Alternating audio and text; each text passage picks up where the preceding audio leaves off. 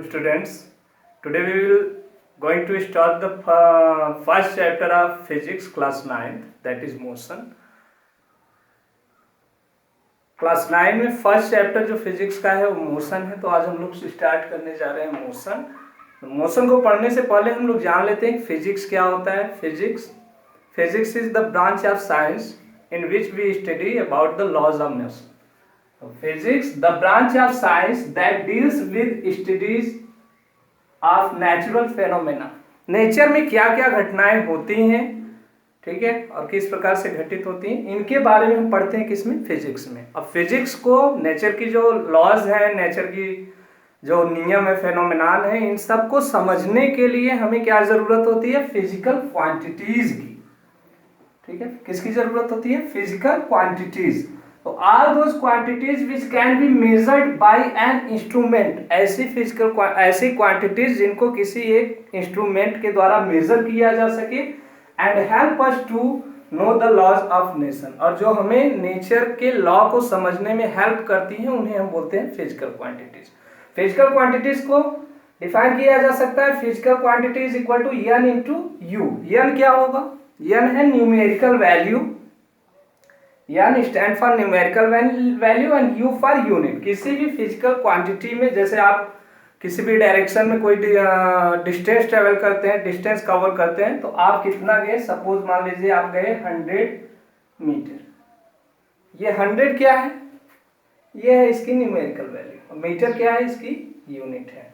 तो किसी भी फिजिकल क्वांटिटी को बताने के लिए, उसको डिस्क्राइब करने के लिए हमें दो चीजों की जरूरत होती है, न्यूमेरिकल वैल्यू और यूनिट की। नेक्स्ट है फिजिकल क्वांटिटीज कितने प्रकार की होती है। तो मान लीजिए बच्चों होती हैं 2 types. Physical quantities are of 2 types, scalar and vector. Scalar में क्या होता है, इसमें केवल मैग्नीट्यूड होता है, मैग्नीट्यूड मतलब इसका केवल परिमाण होता है, न्यूमेरिकल वैल्यू यूनिट रहेगा, लेकिन इसमें डायरेक्शन की कोई जरूरत नहीं होती है। जैसे आप किसी भी यहां से यहां गए, यहाँ से यहाँ ए से बी तक, सपोज ये आप 50 मीटर की आपने डिस्टेंस ट्रेवल की, तो इसमें डायरेक्शन की जरूरत नहीं है। आप फिर यहाँ से यहाँ आ गए 25 मीटर, ठीक है, सी पर। तो ए से सी तक जो आपने डिस्टेंस ट्रेवल किया, इसको हम बोलते हैं डिस्टेंस ट्रेवल्ड बाय यू। ए से सी तक आपने जो डिस्टेंस ट्रेवल किया, इसमें हमने डायरेक्शन को नहीं लिया। देखिए पहले जा रहे हैं ईस्ट डायरेक्शन, फिर आ रहे हैं साउथवर्ड, इसमें डायरेक्शन की जरूरत नहीं होती। तो ऐसी क्वांटिटीज जिनको डिस्क्राइब किया जा सकता है, जिसको डिस्क्राइब करने के लिए केवल मैग्नीट्यूड की जरूरत पड़ती है, उसे बोलते हैं स्केलर क्वांटिटीज। नेक्स्ट है वेक्टर। इसमें होता है मैग्नीट्यूड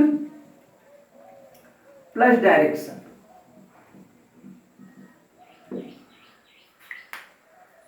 ऐसी क्वांटिटीज जिनको डिस्क्राइब करने के लिए मैग्नीट्यूड और डायरेक्शन दोनों की जरूरत होती है। जैसे मैं यहीं पे अगर आपका डिस्प्लेसमेंट पूछूं, तो डिस्प्लेसमेंट आपका जो है इनिशियल पॉइंट से फाइनल पॉइंट के बीच का डिस्टेंस होता है। ये किसी पर्टिकुलर डायरेक्शन में होता है।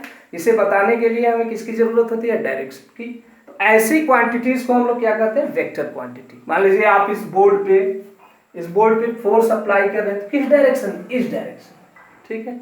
इसे पुल कर रहे हैं, खींच रहे हैं, ठीक है, खींच रहे हैं, तो किस डायरेक्शन में, इस डायरेक्शन में आ रहा है। इसको बताने के लिए, मींस फोर्स को डिस्क्राइब करने के लिए हमें जरूरत होती है मैग्नीट्यूड के भी और डायरेक्शन की। इस प्रकार की क्वांटिटी क्या कहलाती है, vector quantity. Simple scalar quantity जिसमें केवल मैग्नीट्यूड होता है, और वेक्टर क्वांटिटी जिसमें मैग्नीट्यूड के साथ डायरेक्शन भी होता है। और बच्चों मैंने स्टार्टिंग में ही कहा, फिजिकल क्वांटिटी को बताने के लिए न्यूमेरिकल वैल्यू और यूनिट की जरूरत होती है। तो यूनिट क्या होता है, unit is a reference standard in terms of which any physical quantity can be measured. ठीक है, ऐसा स्टैंडर्ड टर्म होता है जिसमें किसी भी फिजिकल क्वांटिटी को मेजर किया जाता है। जैसे आप जो है मार्केट जाते हैं, वहां से एप्पल्स खरीद कर लाते हैं, तो टू क्या मास के लिए, वेट के लिए हम क्या यूज करते हैं टर्म्स, मास के लिए, सॉरी, अभी वेट और मास में डिफरेंस है, फोर्स पढ़ेंगे तो आपको क्लियर हो जाएगा। ये 2 kg लाते हैं, ठीक है। अगर हम यहाँ पे केवल 2 लिख के बोलते तो 2 क्या, 2 तो डजन हो सकता है, 2 मीटर हो सकता है, 2 सेकेंड हो सकता है, तो आप एप्पल 2 सेकेंड तो खरीद कर लाए नहीं, एप्पल 2 मीटर खरीद कर लाए नहीं। ये जो है इसी को बोलते हैं यूनिट। ठीक है। और बच्चों हमारे जो फंडामेंटल यूनिट्स होती हैं, जिससे सभी यूनिट मिलकर बनती हैं, बाकी जो डेराइव्ड यूनिट्स होती हैं वो मिलकर बनती हैं, ये होती हैं टोटल नंबर इन 7।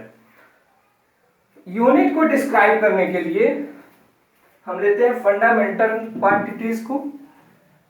फिजिक्स में हमारे बच्चों टोटल फंडामेंटल क्वांटिटीज होती हैं 7। फंडामेंटल क्वांटिटीज में जिनको डिस्क्राइब करने के लिए किसी और दूसरी यूनिट की जरूरत नहीं होती है, उन्हें हम बोलते हैं फंडामेंटल क्वांटिटीज। ये होती हैं फंडामेंटल क्वांटिटीज। हमारे पास यहाँ पे फिजिकल क्वांटिटी लिख रहे हैं, यहाँ पे इनकी यूनिट। ठीक है। फर्स्ट है बच्चों मास। मास को मेजर करते हैं किलोग्राम में। सेकेंड है लेंथ। लेंथ को मेजर करते हैं मीटर में। उसके बाद है टाइम। टाइम को मेजर करते हैं सेकेंड में। फिर है टेम्परेचर। टेम्परेचर इसे मेजर करते हैं केल्विन में। उसके बाद है इलेक्ट्रिक करंट।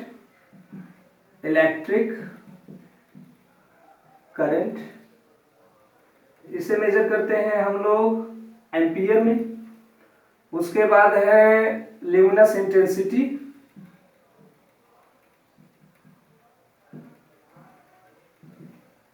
इसे मेजर करते हैं कैंडिला में, CD। इसके बाद है अमाउंट ऑफ सब्सटेंस।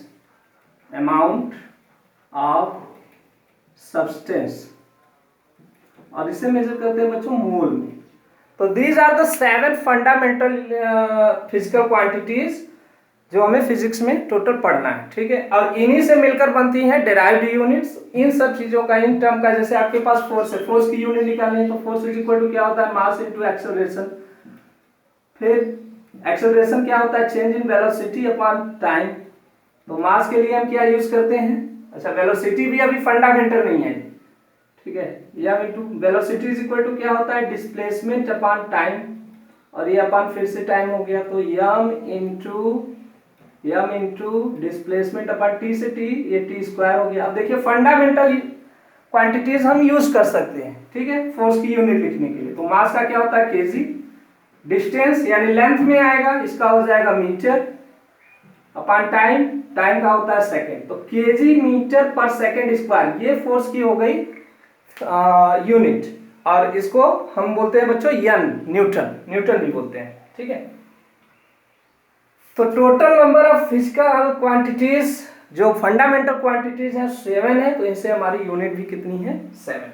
और किसी भी क्वांटिटी को डिस्क्राइब करने के लिए बच्चों अलग अलग कंट्रीज में अलग अलग साइंटिस्ट के द्वारा अलग अलग यूनिट यूज की गई थी। जैसे यहाँ पे लेंथ का ही है, ये 3 फिजिकल क्वांटिटीज से ही हम मैक्सिमम फिजिक्स को पढ़ते हैं। लेंथ है, मास है और टाइम है। तो इनको मेजर करने के लिए, इनकी यूनिट के लिए हमारे पास है FPS। ठीक है। नेक्स्ट है MKS, और MKS को ही बोलते हैं बच्चों हम लोग SI यूनिट, इसके बारे में अभी बताएंगे। और एक है CGS। तो ये अलग अलग क्वांटिटीज हैं इन्हें मेजर करने के लिए। इसमें देखिए फुट है, लेंथ के लिए फुट, टाइम के लिए सेकेंड और मास के लिए पाउंड। यहाँ पे है मास के लिए किलोग्राम, लेंथ के लिए मीटर और टाइम के लिए सेकेंड। यहाँ पे है लेंथ के लिए सेंटीमीटर, मास के लिए ग्राम और टाइम के लिए सेकेंड। तो इसमें प्रॉब्लम क्या आती थी, अलग अलग कंट्रीज में किसी एक चीज को समझने के लिए बहुत मुश्किल हो जाती थी। उसे CGS यूनिट में और FPS यूनिट में लिखने के बाद कन्वर्ट करना, एक दूसरे का रिलेशन बताना। तो 1971 में क्या हुआ, फ्रांस में कई साइंटिस्ट लोगों ने एक साथ मीटिंग रखी और वहां पे सब लोगों ने डिसाइड किया कि क्यों ना हम लोग किसी भी फिजिकल क्वांटिटी को बताने के लिए एक स्टैंडर्ड यूनिट का यूज करें। ठीक है। तो यहां से आया term SI system of unit. इसमें हम MKS यूज करते हैं, मैंने बताया MKS सिस्टम का ही यूज करते हैं। तो 1971 में फ्रांस में ये डिसाइड किया गया कि सभी फिजिकल क्वांटिटीज के लिए हम एक जो फंडामेंटल फिजिकल क्वांटिटीज है उनके लिए एक स्टैंडर्ड यूनिट करेंगे और उसी को कहा जाता है एसआई यूनिट। ठीक है, ठीक है। और एसआई यूनिट जो टर्म आया बच्चों, इसका फुल फॉर्म होता है सिस्टम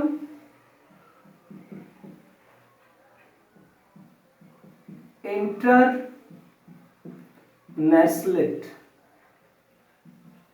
ये एक फ्रेंच वर्ड है, नेट होता है, नेट एक फ्रेंच वर्ड है। इसका मीनिंग होता है बच्चों international system of units, international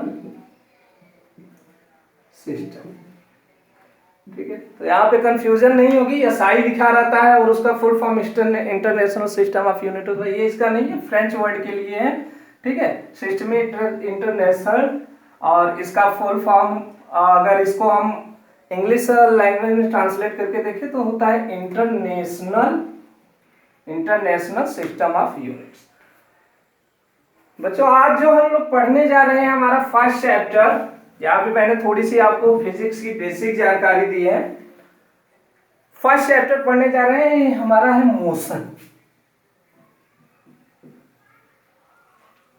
motion में हम लोग कुछ वेरिएबल्स के बारे में पढ़ेंगे। इसमें आएगा हमारे पास velocity, time, speed, acceleration, distance, displacement, ये कुछ क्वांटिटीज आएंगी। तो मोशन के लिए जान लीजिए मोशन क्या होता है। किसी भी बॉडी को डिस्क्राइब करने के लिए आप दो टर्म यूज करेंगे, या तो बॉडी रुका हुआ है, जैसे मार्कर रुका हुआ है, ठीक, या तो ये मूव कर रहा है, रेस्ट में है या मूव कर रहा है। यहां से आता है हमारा पास मोशन। इसमें दो बातें होती हैं, स्टेट ऑफ रेस्ट और सेकेंड है स्टेट ऑफ मोशन। जब कोई बॉडी टाइम के साथ, टाइम के रिस्पेक्ट में अपनी पोजीशन को चेंज नहीं करता है तो हम बोलते हैं कि बॉडी किसमें है, रेस्ट में। स्टेशनरी ऑब्जेक्ट बोलते हैं, रुका हुआ है।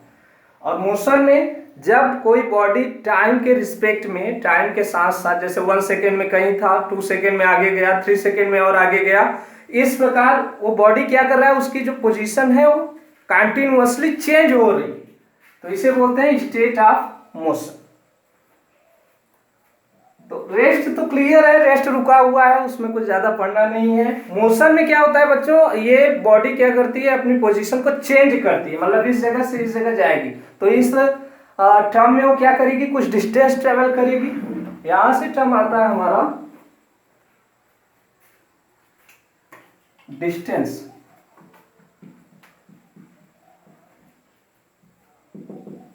What is distance? The actual path covered by a body with respect to time is known as distance. Actual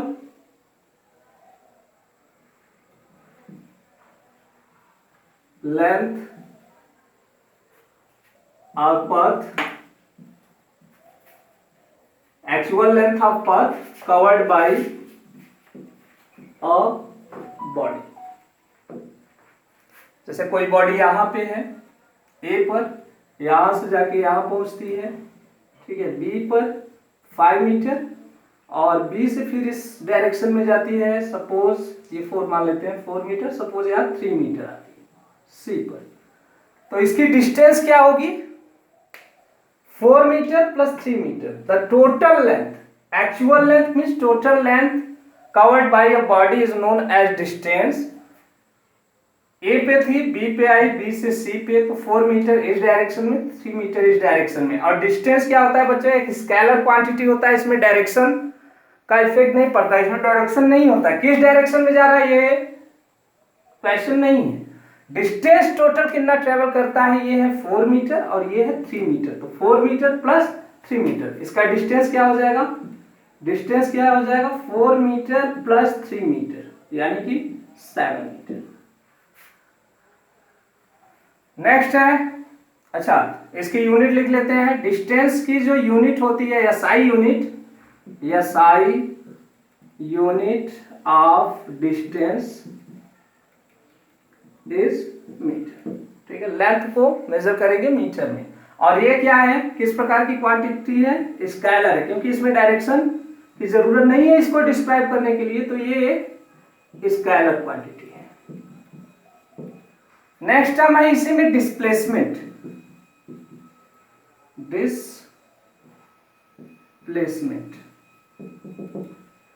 displacement क्या होता है, shortest distance between final and initial position of a body is known as displacement. आप ऐसे भी बोल सकते हैं shortest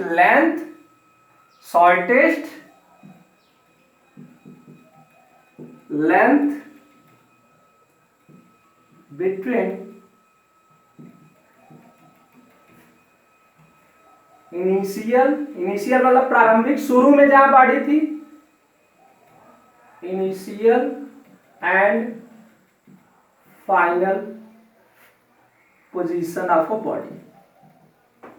जैसे मैं कहूं कि यहां पे कोई बॉडी है ए पर और ये बी पर आ रही है, ठीक है, और इसको ए से बी तक पहुंचने के लिए कैसे चल रही है, एक तो ऐसे चल रही है सीधे, एक यहां से ऐसे घूम कर आ रही है, ठीक है, और एक यहां से ये ऐसे आ रही है। तो दिख रहा है इसमें शॉर्टेस्ट लेंथ क्या है, ये वाला, ये इसका हो जाएगा डिस्प्लेसमेंट। ये यहां से यहां जा रही है तो डिस्टेंस वाला देखिए, actual length path covered by a body. मान लीजिए बॉडी यहां से नहीं गई है, ऐसे गई है, केवल ये दिया हुआ है, ठीक है, तो इसका डिस्टेंस क्या हो जाएगा, ये कर्व, इसकी लेंथ टोटल, और डिस्प्लेसमेंट क्या हो जाएगा, यहां से यहां तक की शॉर्टेस्ट लेंथ।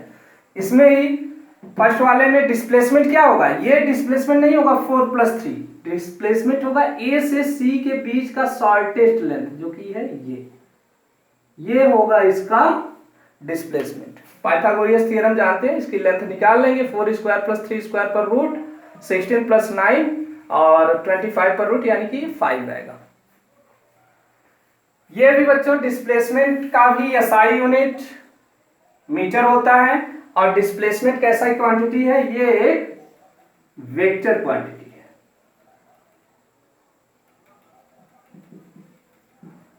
डिस्प्लेसमेंट एक वेक्टर क्वांटिटी है, ठीक है, इसमें डायरेक्शन की जरूरत होती है। यहाँ पे मैंने बताया शॉर्टेस्ट लेंथ तो किसी एक पार्टिकुलर डायरेक्शन में होगा। डिस्प्लेसमेंट क्या है, वेक्टर क्वांटिटी, इसकी यूनिट मीटर, सेम। और यहाँ पे क्वेश्चन पूछा जाता है बच्चों कि what is difference between distance and displacement, distance और डिस्प्लेसमेंट में क्या डिफरेंस है।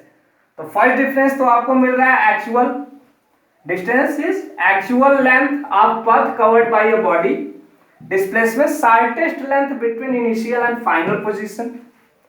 फर्स्ट, सेकंड क्या है, distance is a scalar quantity, displacement is a vector quantity. और थर्ड वन क्या होता है, distance can not be zero, distance zero नहीं हो सकता। मान लीजिए आप कोई किसी सर्कुलर पथ पे जा रहे हैं, ठीक है, यहां से स्टार्ट किए, घूम के यहां आए, वापस यहां से स्टार्ट किए, ए से घूम के वापस यहीं पे आ गए, तो आपके द्वारा डिस्टेंस कवर्ड क्या होगा, टोटल लेंथ ऑफ पथ कवर्ड बाय बॉडी, मींस इस सर्कल का जो सर्कमफरेंस होगा आपका डिस्टेंस क्या हो जाएगा 2πr, सर्कमफरेंस ऑफ सर्कल। और यहीं पे मैं पूछूं डिस्प्लेसमेंट क्या होगा, तो डिस्प्लेसमेंट आप यहां थे, घूमकर वापस यही आ गए, ठीक है, इनिशियल पोजीशन आपकी क्या हुई ए, फाइनल पोजीशन क्या हुई आपकी ए, और इन दोनों का फाइनल में से इनिशियल माइनस करेंगे तो हमें मिलेगा डिस्प्लेसमेंट, यानी कि इस जगह पर घूमकर वापस आ जाने से आपका डिस्प्लेसमेंट क्या हो गया, जीरो। थर्ड डिफरेंस क्या है, distance can not be zero, displacement can be zero. Next है डिस्टेंस कभी भी निगेटिव नहीं होती है और डिस्प्लेसमेंट निगेटिव भी होता है। सपोज आप यहां से इस डायरेक्शन में जा रहे हैं, ए से बी की तरफ 4 मीटर, फिर यहां से आप वापस आए इस डायरेक्शन में चले गए, ठीक है, डायरेक्शन आपने चेंज कर दिया और यहाँ कितना है 5 मीटर, तो आपका जो डिस्प्लेसमेंट होगा यहाँ से यहाँ तक ये, और ये क्या आएगा 4 - 5, अपोजिट डायरेक्शन में आ रहा है तो -1। डिस्प्लेसमेंट आपका नेगेटिव भी हो सकता है, जीरो भी हो सकता है, पॉजिटिव भी हो सकता है, लेकिन डिस्टेंस हमेशा पॉजिटिव होता है।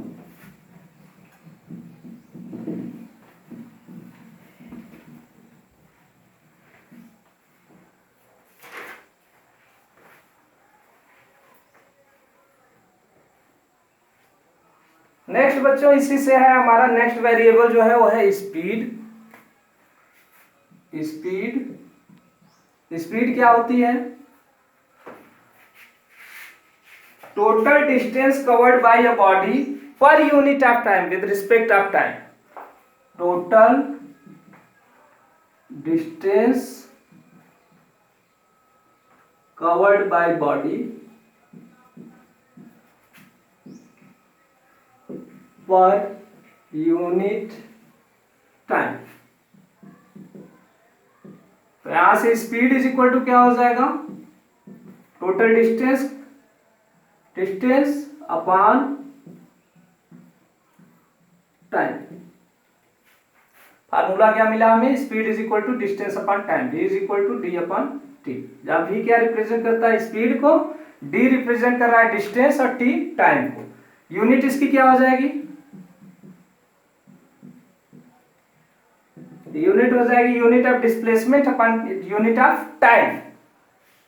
स्पीड की यूनिट क्या होगी? Unit of displacement upon unit of time. तो डिस्प्लेसमेंट की यूनिट क्या होती है? मीटर, और टाइम की यूनिट क्या होती है? सेकंड। तो मीटर पर सेकंड, इसे ऐसे भी लिखा रहता है कहीं कहीं एम एस -1। ठीक है, यस ऊपर जाएगा, इस पर इनवर्स हो जाएगा। तो स्पीड की एसआई यूनिट क्या होती है? मीटर पर सेकंड। और ये बच्चों एक स्केलर क्वांटिटी है, ठीक है, क्योंकि किसी पार्टिकुलर डायरेक्शन में नहीं हो रही है स्पीड। ये टोटल डिस्टेंस जितना कवर करता है, डिस्टेंस पे डिपेंड करता है। डिस्टेंस क्या है? स्केलर क्वांटिटी है, तो ये भी क्या हो जाएगी? एक स्केलर क्वांटिटी। इसमें डायरेक्शन की जरूरत नहीं है। नेक्स्ट है स्पीड से ही, नेक्स्ट है वेलोसिटी। वेलोसिटी क्या होती है? Total displacement covered by a body per unit time. ये डिस्टेंस की जगह पे इसमें क्या आएगा? Total displacement covered by a body per unit time. तो वेलोसिटी इज इक्वल टू क्या हो जाएगा हमारे पास? Velocity is equal to displacement upon time. Velocity is equal to displacement upon time, यानी v इज इक्वल टू, अच्छा v इसके लिए, स्पीड के लिए लिखे हैं। ये चूंकि क्या है? एक वेक्टर क्वांटिटी है, तो वेक्टर को दिखाया जाता है ऐसे एरो से। वेलोसिटी यानी vector v is equal to vector s upon t, जहां पे s क्या है? डिस्प्लेसमेंट, और t क्या है? टाइम। तो वेलोसिटी इज इक्वल टू क्या हो गया? Displacement upon time. इसकी भी यूनिट यही होती है, यूनिट सेम है। जो यूनिट स्पीड की होती है, डिस्प्लेसमेंट का क्या होता है? मीटर, टाइम का सेकंड, तो इसका यूनिट मीटर पर सेकंड। और ये एक वेक्टर क्वांटिटी है, ठीक है, ये एक वेक्टर क्वांटिटी है। ये भी डिफरेंस पूछा जा सकता है कि what is the difference between speed and velocity. तो देख रहे हैं, तो फर्स्ट तो ये लिख लीजिएगा, तो speed is total distance covered by a body per unit time, velocity is total displacement covered by a body per unit time. Second क्या लिखेंगे? Speed is a scalar quantity, velocity is a vector quantity. तो speed में displacement क्या है? Displacement कभी zero नहीं हो सकता, ठीक है, डिस्प्लेसमेंट कभी नहीं जीरो होगा, तो वेलोसिटी स्पीड भी जीरो नहीं होगी। Speed can not be zero. Velocity, अब यहाँ पे डिस्प्लेसमेंट अगर जीरो हो गया तो जीरो को t से डिवाइड कीजिए। Suppose time is equal to 5 second है, तो 0/5, और 0 को 5 से डिवाइड करेंगे क्या आएगा? 0 आएगा। तो वेलोसिटी कैन बी 0 टू। ये सेम ऐसे ही जैसे आपने निकाला था डिस्टेंस और डिस्प्लेसमेंट में डिफरेंस, सेम वैसे ही होता है वेलोसिटी और स्पीड में डिस्टेंस। नेक्स्ट बच्चों इसमें आता है मोशन जो होता है हमारा, ये यूनिफॉर्मली भी हो सकता है और नॉन यूनिफॉर्मली भी हो सकता है। तो यूनिफॉर्म मोशन क्या होता है और नॉन यूनिफॉर्म मोशन क्या होता है, इसे समझ लेते हैं, ठीक है। Uniform and non uniform motion.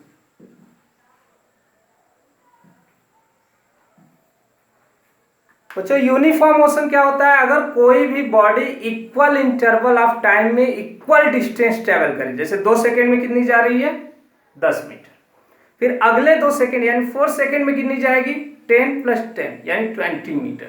इस प्रकार बॉडी का जो मोशन होता है उसे हम बोलते हैं यूनिफॉर्म मोशन। और सेकेंड वन, अगर इक्वल इंटरवल ऑफ टाइम में बॉडी अलग अलग जो है डिस्टेंस ट्रेवल करे तो उसे बोलते हैं हम लोग नॉन यूनिफॉर्म मोशन। यहाँ पे एक ग्राफ के द्वारा हम बता रहे हैं, सपोज ये कोई बॉडी है, ठीक है, यहाँ ओ पे ये टाइम को दिखा रहा है और ये दिखा रहा है इसके डिस्टेंस या डिस्प्लेसमेंट को। बॉडी यहाँ पे है, 1 सेकेंड में कितनी गई 5 मीटर, 2 सेकेंड में कितनी गई 10 मीटर, 3 सेकेंड में कितनी गई 15 मीटर, ठीक है। 1 सेकेंड में 5 पे यहाँ, 2 सेकेंड में 10 पे यहाँ, 3 सेकेंड में 5 पे यहाँ। ये ग्राफ हमारा रिप्रेजेंट कर रहा है, ये ग्राफ हमारा रिप्रेजेंट कर रहा है किसे, यूनिफॉर्म मोशन को, ठीक है, बिल्कुल स्ट्रेट लाइन। सेकेंड वन, मान लीजिए हमारी बॉडी ऐसे है, यहाँ पे ओ पे 0 1 2 3 ये टाइम को दिखा रहा है और ये दिखा रहा है डिस्टेंस या डिस्प्लेसमेंट को। 1 सेकेंड में मान लीजिए जाती है 5 मीटर, 2 सेकेंड में जाती है ये 10 मीटर, ओह अभी तो यूनिफॉर्म जा रही है, ठीक है। 3 सेकेंड में मान लीजिए जाती है 12 मीटर, ठीक है। उसके बाद 4 सेकेंड में जा रही है 15, ये 12 लगभग यहाँ आएगा, 12 यहाँ आएगा, 10 यहाँ, 10 2 पे था यहाँ, और 4 सेकेंड पे सपोज ये पहुंच जा रही है 15 पे, 1 सेकेंड पे यहाँ। ये जो ग्राफ बनेगा ऐसा, ये आपका हो जाएगा नॉन यूनिफॉर्म मोशन का, ठीक है। इस प्रकार का ग्राफ हमेशा आपको ऐसा बना हुआ मिलेगा, ये कर्व के जैसा। इस प्रकार बॉडी के मोशन को क्या बोलते हैं, नॉन यूनिफॉर्म। और अगर स्ट्रेट लाइन से दिखाया जा रहा है तो इसे बोलते हैं हम लोग यूनिफॉर्म मोशन। नेक्स्ट है बच्चों average speed of a body. Average speed is equal to क्या होता है, total distance covered, total distance covered upon total time taken. किसी भी बॉडी के द्वारा कितने समय में कितना टोटल डिस्टेंस ट्रेवल किया जाता है, इसको डिवाइड करते हैं तो हमें मिलता है एवरेज स्पीड। मान लीजिए कोई बॉडी है यहां, ठीक है, ये 2 सेकेंड में पहुंच गई 5 मीटर, ठीक है। अगले आगे 2 के आगे वाले, ठीक है, अगले 3 सेकेंड में ये पहुंच गई, इसने डिस्टेंस ट्रेवल किया अगले 3 सेकेंड में, सपोज मान लीजिए 10 मीटर, ठीक है। अगले 4 सेकेंड में इसने डिस्टेंस ट्रेवल किया सपोज 8 मीटर। तो एवरेज स्पीड क्या हो जाएगी, total distance covered. Total distance covered क्या है, 5 + 10 + 8 metre upon total time taken. Total time कितना ले रही है, 2 सेकेंड, 3 सेकेंड और 4 सेकेंड, ये मीटर होता है, ये सेकेंड। तो 23 अपॉन 9 मीटर पर सेकेंड, इसकी क्या हो जाएगी एवरेज वेलोसिटी। तो जितनी भी वेलोसिटी रहेगी टोटल एवरेज वेलोसिटी नहीं, एवरेज स्पीड की बात हो रही है। Average speed total distance covered upon total time taken. अब नेक्स्ट है हमारे पास एवरेज वेलोसिटी। एवरेज वेलोसिटी ध्यान से पढ़िएगा, इसे इसको इक्वेशन ऑफ मोशन में हम लोग यूज करेंगे, ठीक है। एवरेज वेलोसिटी क्या होता है बच्चों, total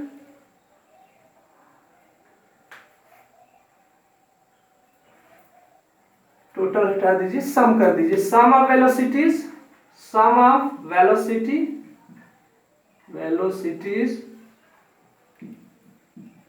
upon number of velocities.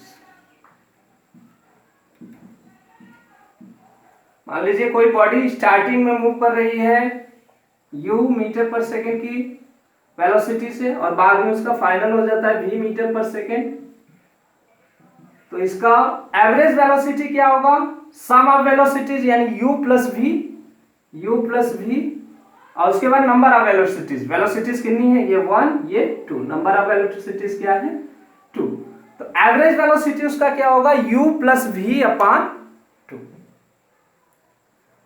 Average speed is equal to total distance covered upon total time taken, average velocity is equal to sum of velocities upon number of velocities. Next term है बच्चों हम लोगों का acceleration, ठीक है,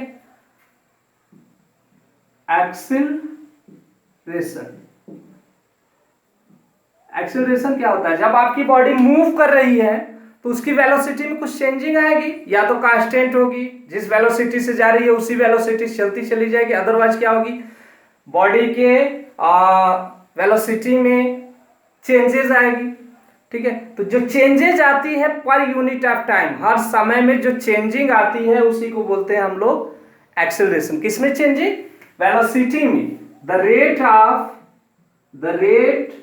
of change in velocity is called acceleration, the rate of change of velocity. तो acceleration is equal to क्या हो जाएगा, चेंज इन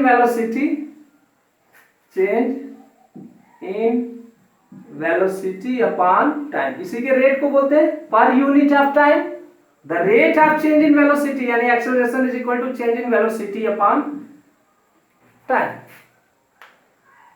सपोज एक्सेलरेशन को ए से दिखाते हैं is equal to change in velocity कैसे निकालेंगे, मान लीजिए आपकी कोई भी बॉडी है, ठीक है, मान लीजिए कोई बॉडी है, उसकी इनिशियल वेलोसिटी है u और फाइनल वेलोसिटी क्या होगी, ये बॉडी यहां था, मूव कर रहा था u वेलोसिटी से, कुछ देर बाद बॉडी यहां पहुंचा और यहां पे इसकी वेलोसिटी हो गई v, तो इनिशियल वेलोसिटी क्या थी u, फाइनल वेलोसिटी क्या हो गई v, और इतना u से v होने में, वेलोसिटी u से v होने में इसे टाइम मान लीजिए लगता है t सेकंड, तो चेंज इन वेलोसिटी क्या होगा, फाइनल में से इनिशियल माइनस कर देंगे, भाई आप 10 मीटर पर सेकेंड की वेलोसिटी से जा रहे हैं, कुछ देर में आपकी वेलोसिटी 15 मीटर पर सेकेंड होगी, तो चेंज कितना हुआ 15 माइनस 10, यानी कि final velocity minus initial velocity, a is equal to change in velocity, final velocity minus initial velocity upon time, यह है एक्सेलरेशन का फार्मूला,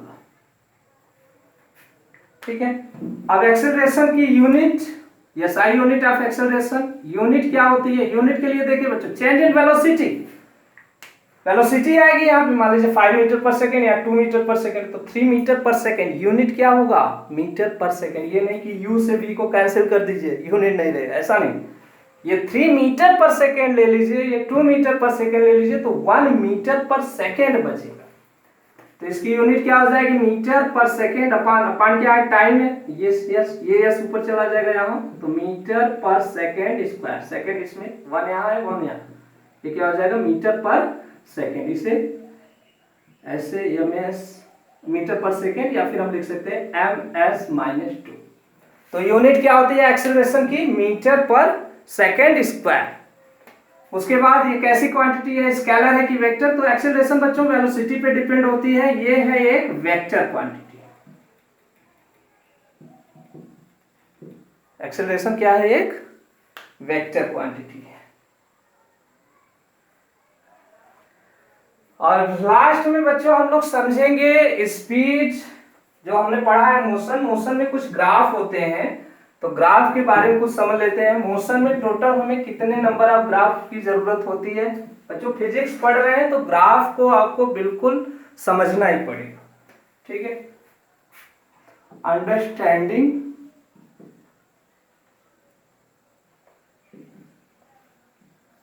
ग्राफ्स, मोशन में बच्चों हमारे पास टोटल नंबर ऑफ ग्राफ्स है 3। एक है हमारे पास position time graph, position time graph, इसे क्या बोलते हैं एक्सटी ग्राफ, सेकेंड है हमारे पास वेलोसिटी टाइम ग्राफ, इसे बोलते हैं वीटी ग्राफ। और थर्ड वन है हमारे पास एक्सेलरेशन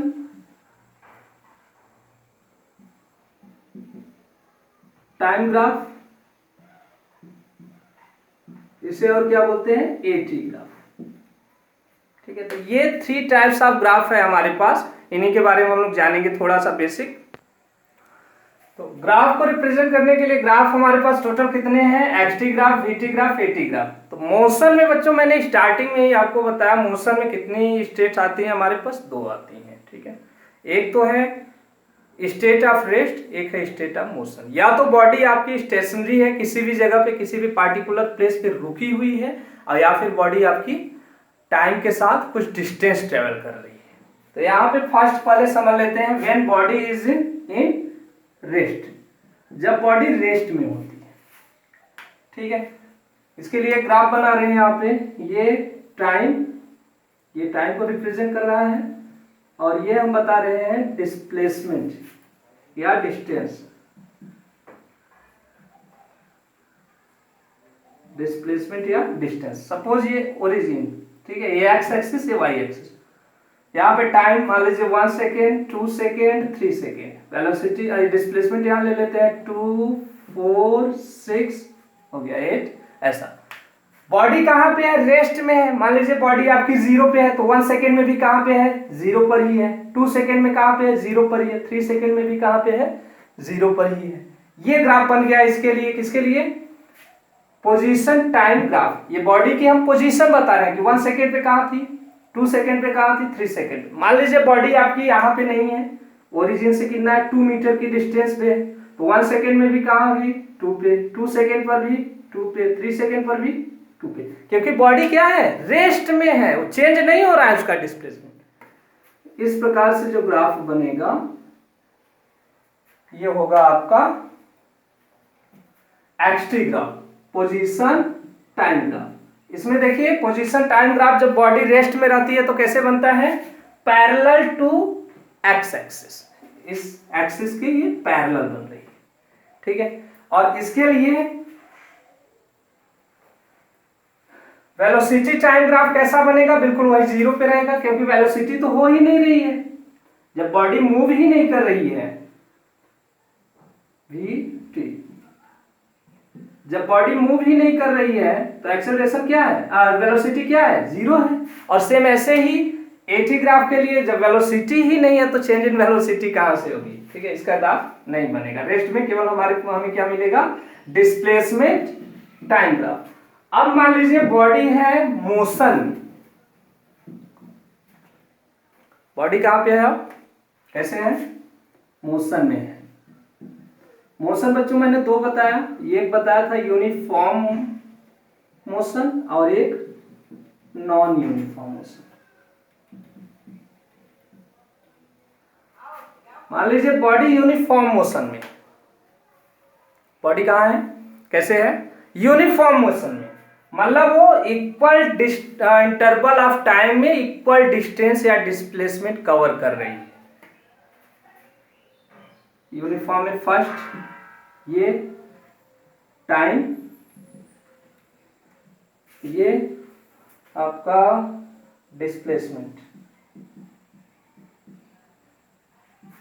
टाइम डिस्प्लेसमेंट। मान लीजिए 1 सेकेंड, 2 सेकेंड, 3 सेकेंड। अब बॉडी चूंकि मूव कर रही है, यूनिफॉर्मली मूव कर रही है, तो 1 सेकेंड में कितना जाएगी, मान लीजिए 2 मीटर गई, 2 मीटर। 2 सेकेंड में वो कितनी जाएगी, अगले 1 सेकेंड में फिर से 2 मीटर जाएगी, यानी कितना हो जाएगी 4। और अगले 3 सेकेंड में कितना जाएगी, ठीक है, अगले 1 सेकेंड में कितना जाएगी, वो 2 मीटर और जाएगी 6। तो 1 पे यहाँ, 2 पे यहाँ और 3 पे यहाँ। ये बिल्कुल स्ट्रेट लाइन की जैसा दिखेगा, ऐसा इस प्रकार का ग्राफ मिलेगा। मतलब आपकी बॉडी यूनिफॉर्मेशन में है। और ये कौन सा ग्राफ है, position time graph. Body 1 second में कहा थी, 2 मीटर पे, 2 सेकेंड में कहा गई 4 मीटर पे, 3 सेकेंड में कहा पहुंची 6 मीटर पे। ये है हमारा पोजीशन टाइम ग्राफ। नेक्स्ट, इसका वीटी ग्राफ कैसे बनेगा,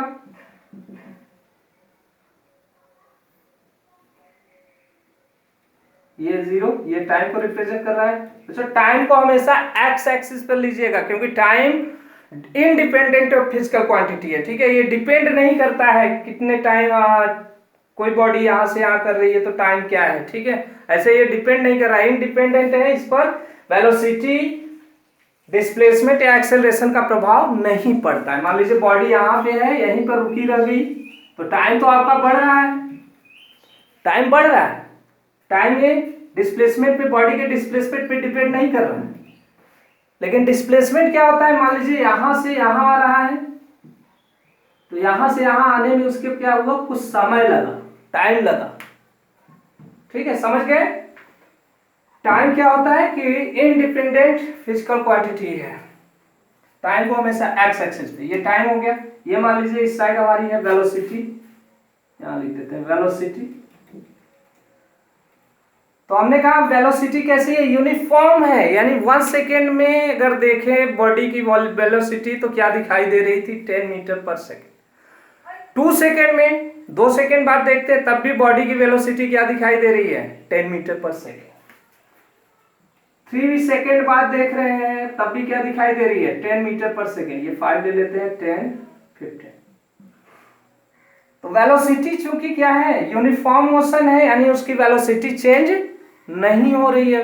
यूनिफॉर्म वेलोसिटी हमने क्या बताया था, अगर body equal interval of time में इक्वल डिस्टेंस ट्रेवल करे, जैसे यहाँ 3 सेकेंड में या 2 दोनों चाहिए, 2, 3, 1 सेकेंड में बॉडी की बॉडी कितना डिस्प्लेसमेंट ट्रेवल कर रही है, इतना, ठीक है। 5 मीटर मान लीजिए, 10 मीटर मान लीजिए, 10 मीटर पर सेकेंड की रफ्तार से जा रही है तो 10 मीटर।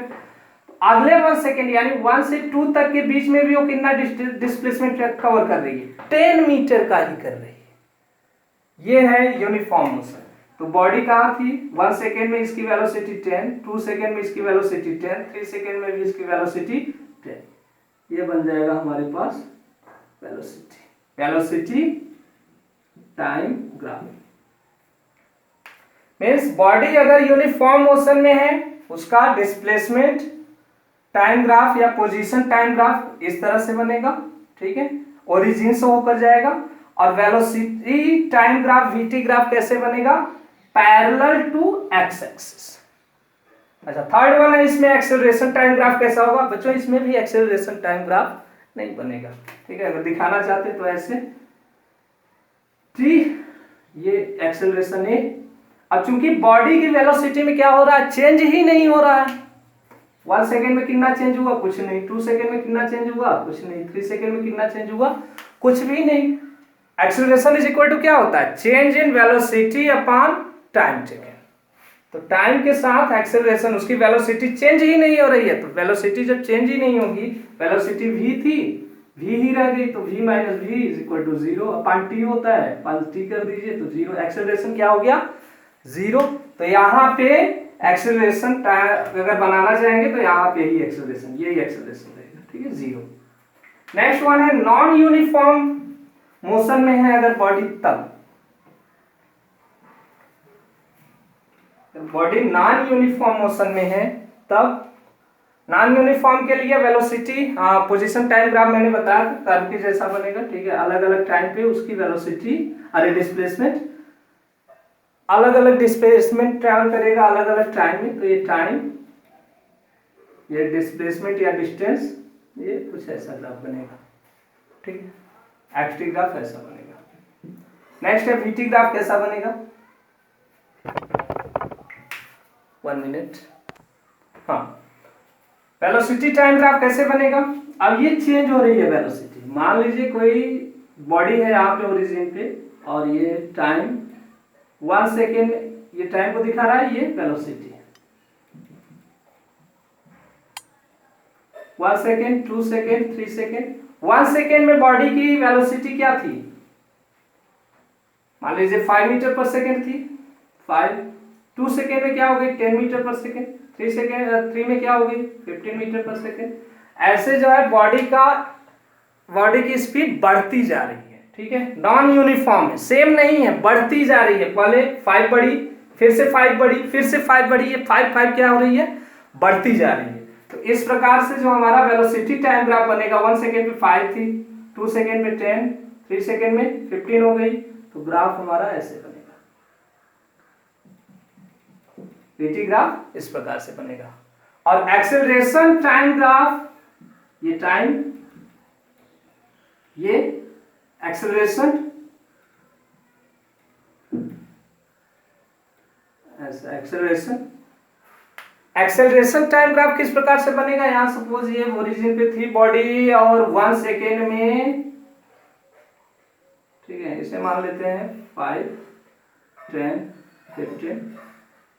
1 सेकेंड में बॉडी के वेलोसिटी में कितना चेंजिंग हुआ, तो 1 सेकेंड में 0 पे कितनी थी वेलोसिटी, 0, 1 में कितनी हो गई 5, और आप लोगों ने पढ़ा है a is equal to v minus u upon t, तो ये क्या हो गया 5 माइनस 0 अपन टी, टी हम 1 सेकेंड लिए हैं 1, तो 5 अपन 1 है, यानी 5 मीटर पर सेकेंड स्क्वायर, 1 सेकेंड में 5 मीटर पर सेकेंड स्क्वायर।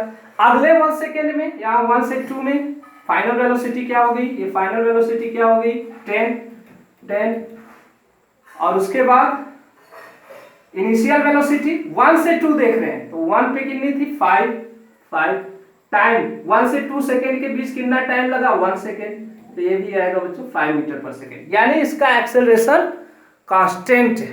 ठीक है, एक्सेलरेशन कांस्टेंट है। ग्राफ कैसे बनेगा, 1 सेकेंड, 2 सेकेंड, 3 सेकेंड, 1 सेकेंड में भी 5 पे, 2 सेकेंड में भी 5 पे, 3 सेकेंड में भी 5 पे, ये जो बनेगा ग्राफ, यहाँ पे ये क्या होगा कांस्टेंट। ठीक है, क्योंकि चेंज इन वेलोसिटी सेम है, इक्वल इंटरवल ऑफ टाइम में चेंज इन वेलोसिटी सेम, ये बनेगा। एक और टर्म आता है बच्चा एक्सेलरेशन के ही टर्म में, यूनिफॉर्मली रिटार्डेशन, ये यूनिफॉर्मली एक्सेलरेशन था। एक आता है यूनिफॉर्मली रिटार्डेशन, तो रिटार्डेशन जान लीजिए क्या होता है, retardation is the negative of acceleration. Acceleration में क्या होता है, चेंज इन वेलोसिटी होता है, लेकिन वेलोसिटी क्या होती है बढ़ती है, और रिटार्डेशन में यही चीज क्या होता है, वेलोसिटी धीरे धीरे कम होती है। तो यूनिफॉर्मली रिटार्डेशन में मान लीजिए कोई बॉडी है, ठीक है, v वेलोसिटी से मूव कर रही है, मान लीजिए 15 मीटर पर सेकेंड से मूव कर रही है, 10 मीटर पर सेकेंड हो गया, 5 मीटर पर सेकेंड हो गया, ये ठीक है, ये कौन सा है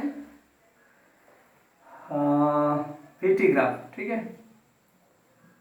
ये वेलोसिटी को बता रहा है, ये टाइम को बता रहा है। ठीक है, 1 सेकेंड में, 2 सेकेंड में, 3 सेकेंड, 1 सेकेंड में बॉडी का वेलोसिटी कितना था 15, यहाँ 15, 0 पे 15 मान लेते हैं, 1 सेकेंड में हो गया 10, 2 सेकेंड में हो गया 5, 3 सेकेंड में वापस 0 आ जाएगा, तो ग्राफ ऐसे बनेगा। ठीक है, ये रिटार्डेशन हो रहा है बॉडी में, बॉडी की वेलोसिटी कम होती चली जा रही है, बॉडी की वेलोसिटी कम हो रही है, उसे बोलते हैं retardation. Retardation is equal to minus acceleration. किसी भी बॉडी पर अगर एक्सेलरेशन वर्क कर रहा है 2 मीटर पर सेकेंड स्क्वायर, ठीक है, मान लीजिए बॉडी की वेलोसिटी 2 मीटर पर सेकेंड स्क्वायर कम हो रही है, तो वहीं पे रिटार्डेशन क्या हो जाएगा, रिटार्डेशन क्या हो जाएगा -2 मीटर पर सेकेंड स्क्वायर। ठीक है, क्लियर हुआ। Thank you so much students for watching. और नेक्स्ट वीडियो में हम लोग जो है काइनेमेटिकल जो फार्मूला होता है, इक्वेशन होता है, इक्वेशन ऑफ मोशन, उसका डेरिवेशन सीखेंगे। Thank you so much.